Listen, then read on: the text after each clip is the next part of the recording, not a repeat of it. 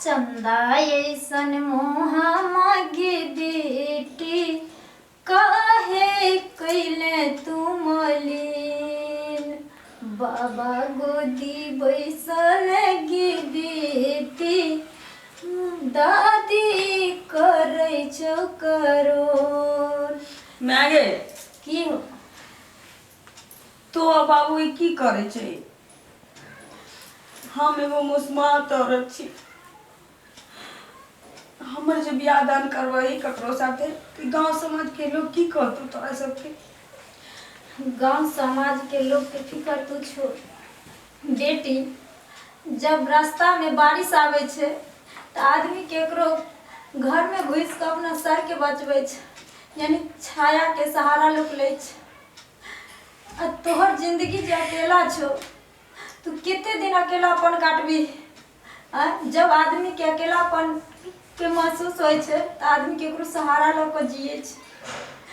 केकरो सहारा लेना गलत बात नहीं होय छे बेटी। तू तो ठीक छी मैं, लेकिन अपना समाज में बियाह एके बेर होय छी। तकरा बाद नसीब पाई के अगर वही बात रहे चाहे मुस्मात तो ओकरा जीवन ओहिना काटऽ पड़े छी। दूसर बियाह कैला पर समाज गलत कलंक उठावे छी।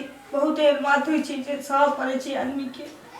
बेटी अगर तू स्थिति में अखन तू अगर शादी नहीं करबी तैयो समाज तोरा कलंकित करतो, आ शादी करे छी तैयो कलंकित करतो। समाज के फिकर नहीं कर बेटी। तू अपना जिंदगी के देखी। मैं की बेटी हमरा तो बुझाइए कि हमरा नसीब में भगवान से लिखले ही नहीं छथि। बेटी तू नहीं कर, तोरा ब्याह में तुम कोई कमी नहीं करी। इकट्ठा बारी बेच कर सेहो तोरा ब्याह में तोरा ससुर के दहेज में दलियो।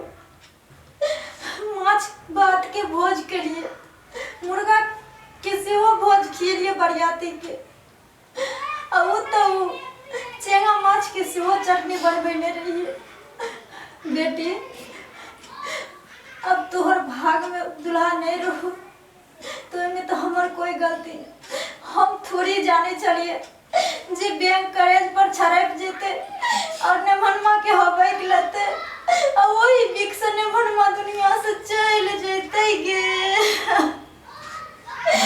बेटी तू चिंता नहीं कर और सर समाज के तू टेंशन नहीं ले बेटी। हमरा से डर रही है। मैंने सुख निकल रही थी तो हमरा पहले के से हमरा होई, लेकिन नहीं लिखल रहे हमरा नसीब में नहीं रही घर वाला। तो एकटा चल गेले तो दूसर से हमरा सुख हेते। अब कौन करते हमरा से बियाह? अब बाबू ओकरा भुसकार में बकरी वाला घर में बांध के 2 दिन से रखने छथुन।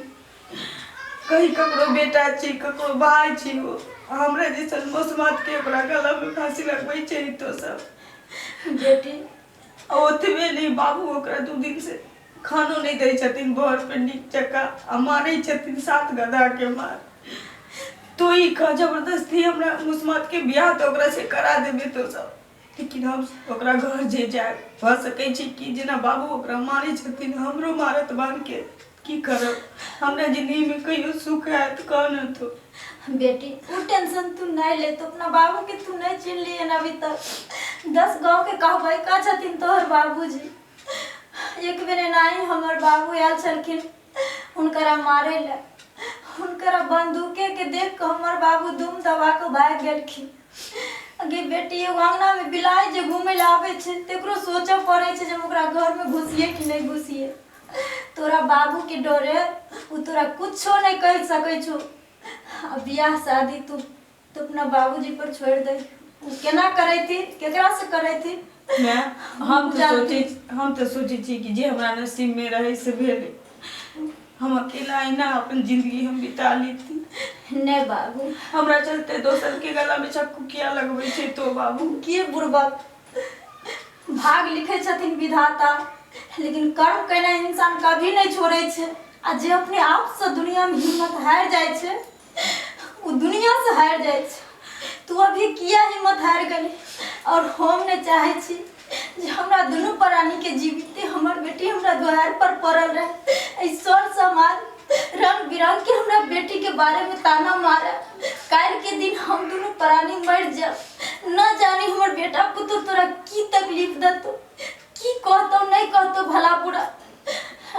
ऐसा बढ़िया छे बेटी, अपना जीवित में तोरा स्थान धरा। हंसला तखनो हंसते लोग सब तो यह कहते कि मुस्मतिया के दोसर बियाह भेलै जीवन भर तो हमरा सुनी पड़ल। नहीं बेटी, इस समाज एहन छे ना, उ दुखों में हंसे छे, उ सुखों में हंसे छे, लेकिन एक वक्त की रोटी नहीं दैला तो अगर भूखल छी तो कोई, लेकिन अगर वही कमा के खेबी तो जीने हराम कर दतो। ते दुआरे तोरा दुनिया के परवाह नहीं करे के छु, तो हर जिंदगी केना सुखी रहता बेटा। तू देखू, तू टेंशन नहीं ला बाबू।